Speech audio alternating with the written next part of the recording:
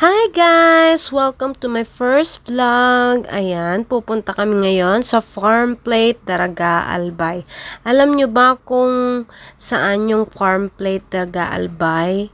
Ayan, first time namin pumunta doon. Kaya ayan, for the commute ang mga person. Yung friendly kasi namin na may alam kung saan ang Farm Plate Daraga Albay, hindi sumama. Kaya for the go na ang mga person. So fast forward na tayo, nandito na tayo sa Farm Plate. Ayan. Nag-tricycle nga lang pala kami. Shout out nga pala dun sa tricycle driver. Grabe ka naman, Manong.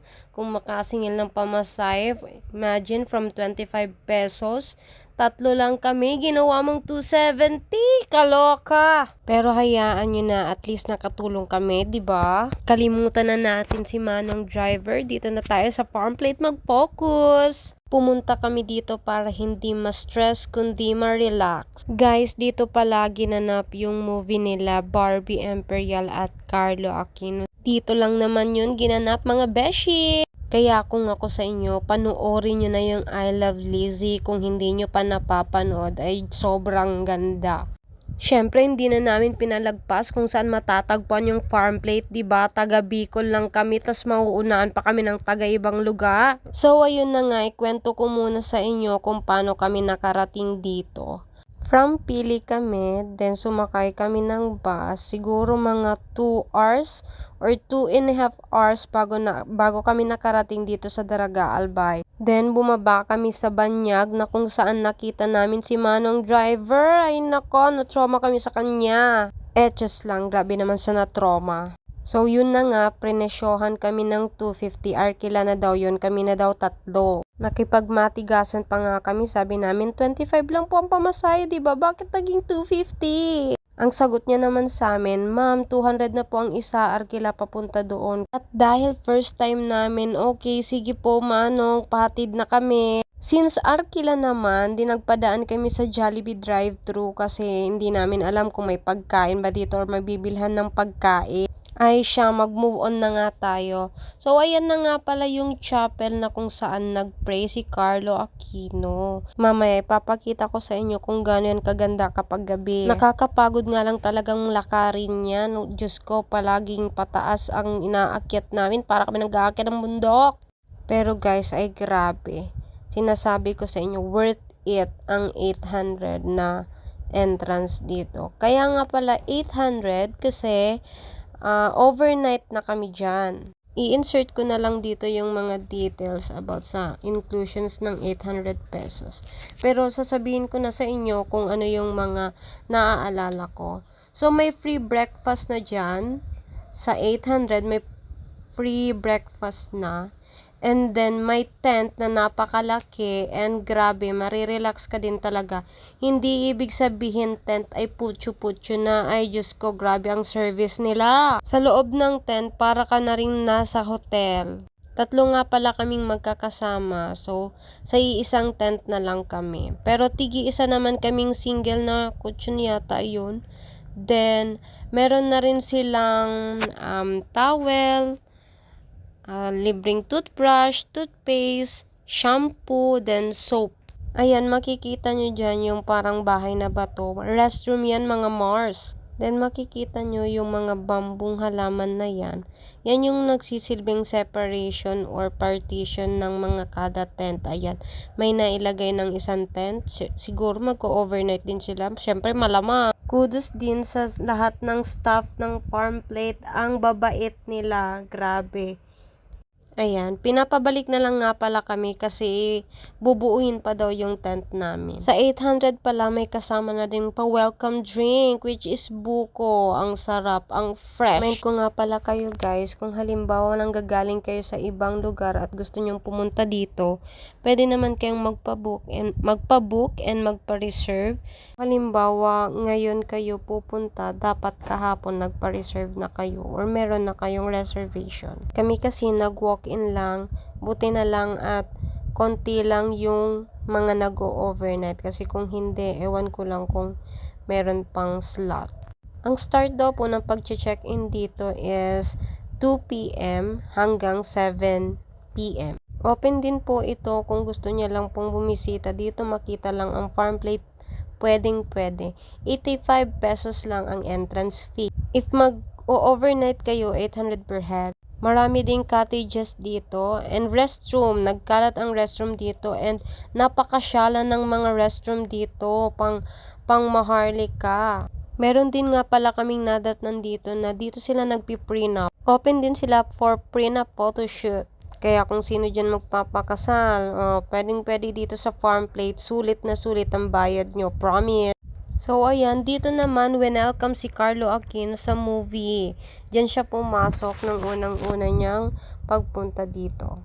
Palaisipan din sa amin kung talagang matagal na siguro tong pinagplanuhan din ng may-ari na maging pasyalan. Kasi grabe, ang mamahal at ang classic, yung tipong pang sinauna yung team nila. Then mahalata mo pala sa mga staff nila yung mga naka-outfit na cowgirl and cowboy. So ayan, nandito na tayo sa tindahan kung saan nag-inuman sila Barbie and Carlo, yung first meet up nila. Dito din namin makukuha yung fresh buko. Dito din namin kukunin yung free breakfast namin for tomorrow. Ayan, inumin na natin yung fresh buko. Pagpasensyahan nyo na po ako sa pagbablog ko ngayon at first time ko, Diyos ko. Ngayon pa lang po humihingi na ako ng sorry sa inyo. Ayan, pagmasdan muna natin ang paligid sa farm plate. So relaxing talaga, promise. Imagine umuulan pa niyan nung pumunta kami dyan. What more pa kaya kung hindi umuulan, then sulit na sulit talaga. Hindi namin nasilayan ang kagandahan ng Mount Mayon gawa ng maulap nga dyan at maulan. Ayan nga palang mga kasama ko, si Teacher J and Teacher Blanca. So kahit maulan nung mga oras na yan, na-enjoy pa rin namin yung tanawin. Nagpahinga muna nga pala kami dyan saglit at nakakapagod kasi yung paglalakad ng pataas, then bababa na naman. And maputik. Ang tagal na din siguro nitong pinagplanuhan ng may-ari. Kasi parang bundok talaga yung style niya. Or bundok naman talaga. Kami lang ba yung plano lang ng plano kung saan kami pupunta? Kami lang ba yung plano ng plano tapos hindi naman natutuloy? Kaya yun, nainis kami. Kinulayan na lang namin. Muntikan na nga kaming hindi na naman matuloy eh. Pero syempre, kailangan talaga namin mag-unwind bago sumabak sa matinding pagsubok ng buhay. Ha, char! Dahil nga first time namin pumunta dito, nilakasan na lang namin ang loob namin makapunta lang. At very proud kami, nakarating kami ng safe. Thank you Lord sa paggabay. Binalikan na nga namin yung tent namin at baka buo na para mailagay na namin yung mga gamit namin. Fast forward na nga, sumapit na ang gabi at syempre, hindi pa nagtatapos ang ating galaan. Maglilibot pa tayo. Ang ganda ng mga ilaw-ilaw nila dito. Yan nga palang nakikita yung tent. Yan yung tent namin, di ba? Ang ganda. Hindi yan sa aming kotse, di ba? Syempre, nag-commute lang kami. Na-surprise talaga kami dito sa tent namin kasi ang laki-laki niya and then kasya kaming tatlo. May allowance pa. Ayan, yung view ng aming, ayan, yung katabi pala namin yung CR lang. Kaya, kahit maihi kami sa hating gabi, makakatakbo kami dyan. May pasaranggola din sila. Siyempre, sinubukan na ng isip bata namin kasama. Pero hindi niya napapalipad. Kasi nga, yung hangin, hindi niya matimingan. Tawa kami ng tawa dyan dahil hindi naman napapalipad. So, going back sa scenery, ayan, yan yung view kapag gabi dito sa farm plate. Ayan, tingnan nyo na lang.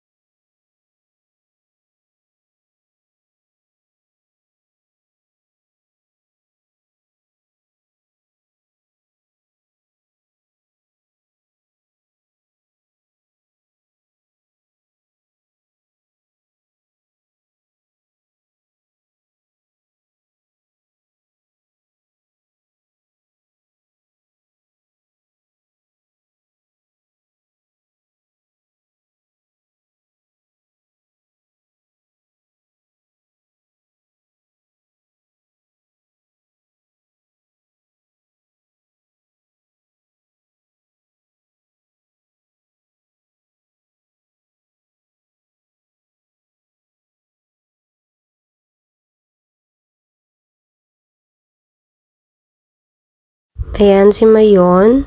At pumunta kami dito sa Daraga Church Albay. So, yun lang. Bye! Thank you for watching!